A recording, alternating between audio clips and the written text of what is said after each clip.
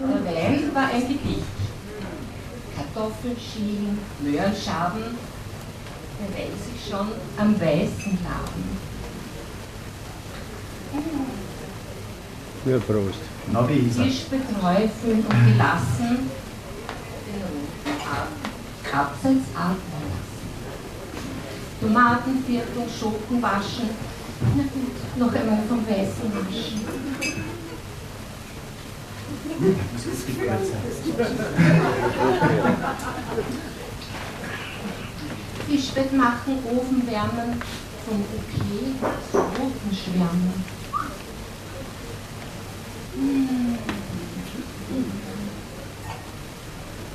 Fisch ins Rohr, Bett ins Rohr, schmeckt der Weiße nach wie vor. Durchaus, Chapeau, war auch nicht billig. Der Rote, nicht extrem, vanillig.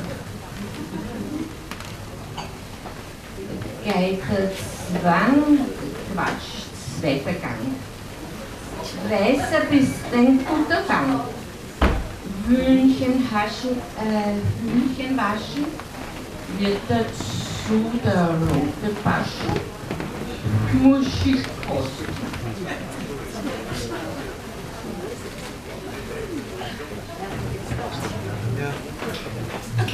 Junge, der liegt ewig auf der Zunge.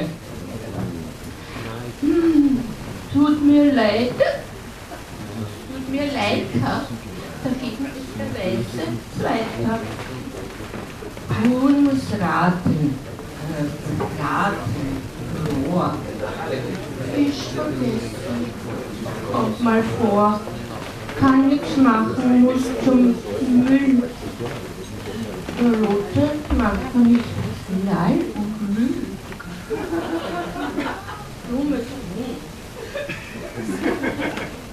Bis morgen dann. Heute lege ich kein Hand mehr an. Dein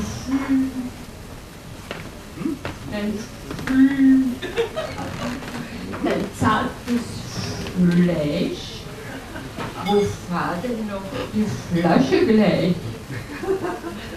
Versteck dich nicht, ich finde dich. Da bist du ja, mein roter Bruder. Da die.